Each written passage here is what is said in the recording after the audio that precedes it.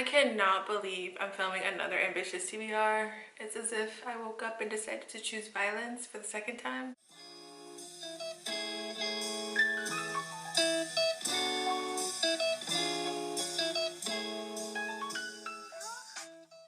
What's up everybody, welcome to my channel and thank you guys so much for finding your way here. You're always welcome to my channel.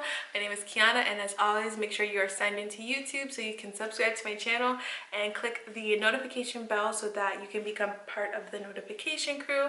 This is a very nice and friendly and uplifting community that I have here and I'm so happy to welcome you all to join. For all of my new subscribers, thank you guys so much for being here and subscribing to my channel. In today's video, I'm going to be sharing my new TBR pile, so if you guys want to see all of the books that I plan to read this winter, fingers crossed, then please continue watching. The first book is The Book Jumper by an author whose name I cannot pronounce because she is a German writer.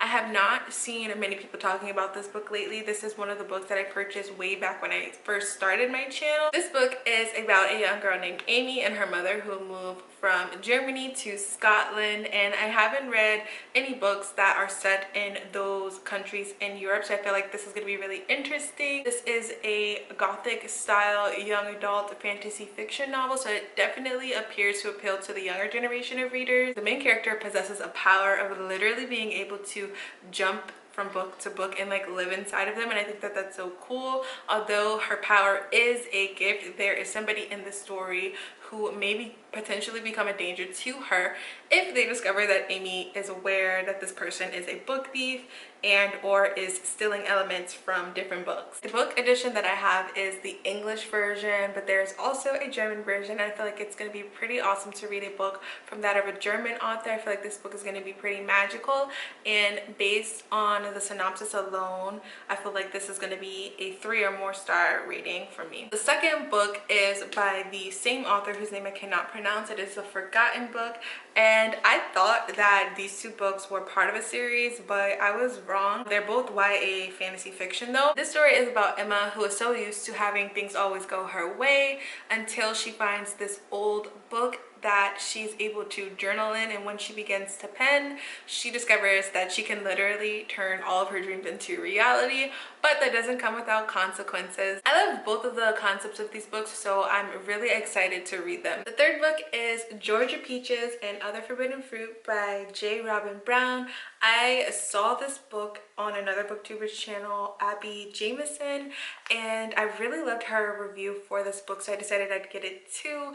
This is a young adult fiction novel, and I really love the cover of this book, which is another reason why I decided to get it. It's about a high school girl who is already out, but when she and her family move to a different city, she is sworn that she'll keep her sexuality a secret until after her senior year of high school. But what she wasn't aware of is that she would find interest in another girl from her new school. She's caught between keeping her sexuality a secret or risking it all to figure out if this girl that she's into is just as into her. Disclaimer, all of the books in this video I got 2 and 3 years ago, so my reading preferences have definitely evolved, but most of the books in this video are the first of many genres and stories of their kind that I will be reading, so I still want to give them a try. I was in a very exploratory mood when I picked these books up and wanting to expand my horizons, so yeah, there's that. The fourth book is Simon and the Homosapiens Agenda by Becky Albertalli.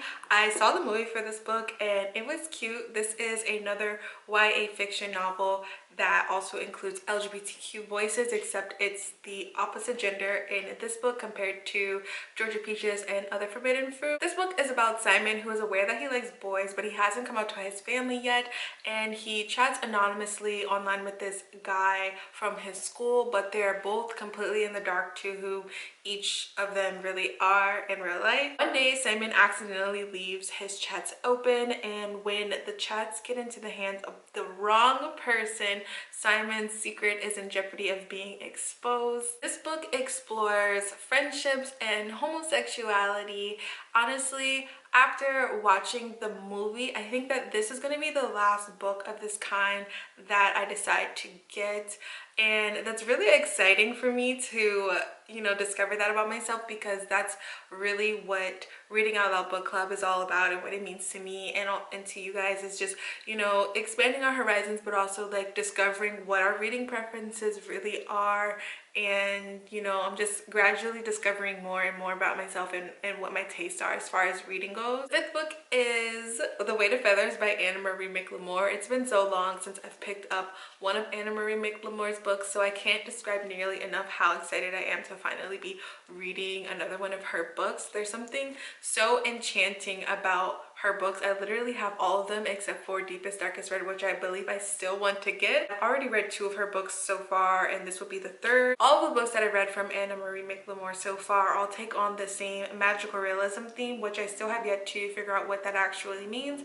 But the author is Mexican American, so all of her books kind of take on this LGBTQ Latinx mix. And she also has a book coming out next month that is titled The Mirror Season, which also looks pretty interesting as well, so I think I might want to get that one too. This book, The Weight of Feathers, is about 2 rival nomadic families. I almost want to say that they're all gypsies who take up different acts to perform in what I believe is a circus. It follows the newest act to her family's performance, Lace, who is taught to hate the other family, but when chaos brings her and a member from the other family together, that could potentially mean that danger is on the horizon for both of the families. It's kind of giving me modern day Romeo and Juliet vibes, if you ask me. The 6th book is Dear Martin by Nick Stone. This is another YA fiction novel that is a part of a sequel about a young scholar, ironically named Justice, who is on the verge of becoming an Ivy League student, yet finds himself the victim to racial profiling. I love the idea of this kid becoming an Ivy League student. I feel like there should be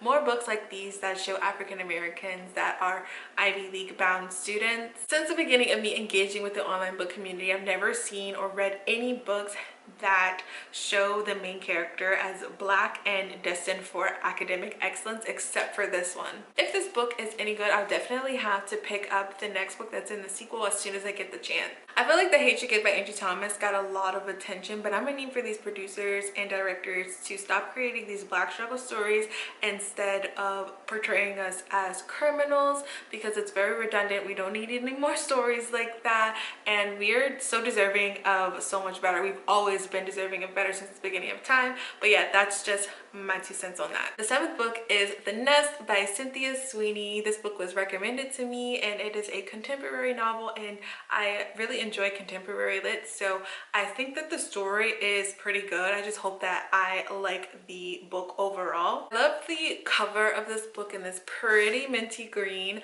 but taking a further look deeper inside of the book, this book is about 4 siblings who lead totally different lives who have a shared inheritance. This book will show the dysfunctional dynamic within this family and the jeopardy that one of the siblings has put their entire trust fund into. The 8th book is A Wrinkle in Time by Madeleine, and I also watched this movie before, and it's really good. So cute. I really enjoyed watching the star-studded cast and all of the characters on screen. This book received the John Newbery Medal for the most distinguished contribution to American literature for children, and I really love this cover. It's giving very much fairy vibes, and there is use of magic within this book. This book is the first of 5 books in this quintet. We're taking on an adventure through space and time with the help of some magic and a little bit of faith. This book is so cute, and I'm so excited to read it. This is a science fiction and fantasy classic. The next book is Finder by Emma Bull. So the last books that I'm going to be showing you guys in this video are some of the books that I picked up one day when I was driving home from work. I saw this really cute leave, take, share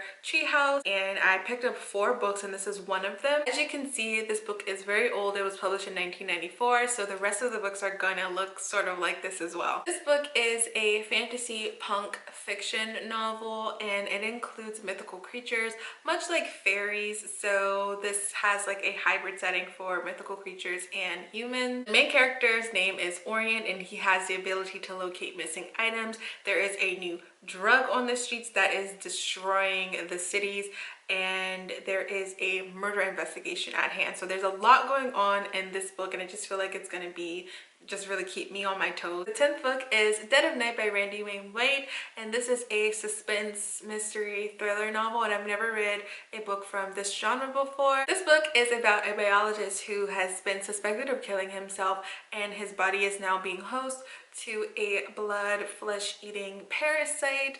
And what's worse is that this biological disaster has now infested the waters in Florida. The 11th book is the last of the pocket-sized books I have. It is Wild Justice by Wilbur Smith. This is an adventure fiction novel that is about a highly trained anti-terrorist and his attempt to put an end to this heist of this private jet on the island of Seychelles in East Africa. The last book is The Broken Kingdoms by N.K. Jemisin. I see so many people talking about this series and so many people love this author, so I'm just so ready to finally be able to read this book. This is the first book in the Inheritance trilogy, and it is about an artist who crosses paths with an elderly homeless man, and when the artist decides to take in this homeless man, he is caught up in a trail of dead godlings. So all of the books, the last 4 books that I just mentioned, all seem pretty dark. I feel like I might have to get the rest of the books in the series because it's like so hyped up and people seem to really like it, so I think I'm gonna like this book too. Thank you guys so much for watching this video. If you watched this video to the very end, please leave me a white heart emoji in the comment section down below. All of my social media links are in the description bar down below. I strongly encourage you guys to follow the personal blog for Reading Out Loud Book Club on Instagram so you guys can see more bookish updates there. That is all for now. Until next time, peace and blessings.